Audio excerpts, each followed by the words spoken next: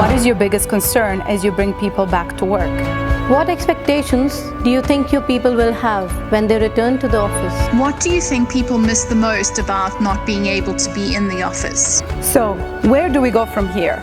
For the past 34 years, our team at OFIS has been working closely with both end users and architects and designers to help them find the right products and solutions for the spaces they design. Today, unfortunately, we are on a different mission. Together with our partners, we are here to share our expertise, knowledge, and solutions and help you create and recreate more health-conscious work environments.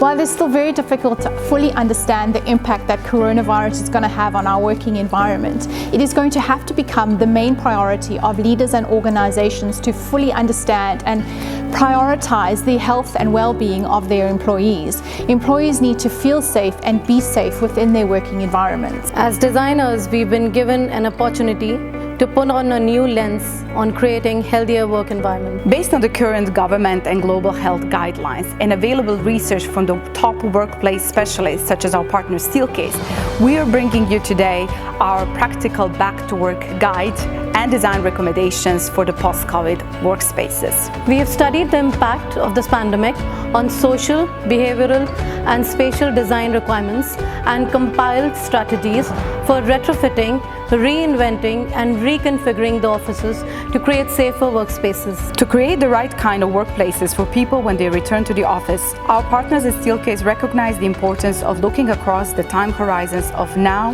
near, and far. So what can we do now? We need to reduce density, change geometry, add divisions and barriers, and work from home partially remains. Provide visual cues, smaller meetings, clean frequently and visibly, and make masks the norm. When it comes to design, while retrofitting the spaces, density, geometry, and division are the three key strategies. Density. What's the maximum number of people that we can safely accommodate in a given office space? Geometry. How your existing furniture can be arranged and adapted so that everyone feels safe. And division. What are some of the short-term solutions that require minimum investment to let people come back safely to the office? To help you and your team adjust to the new norm, alongside our Back to Work guide, we're also now offering complimentary design advice and floor plan revision of your existing office space and using your existing furniture. Our sales and design team are on call to answer any questions that you may have on layout options and available solutions.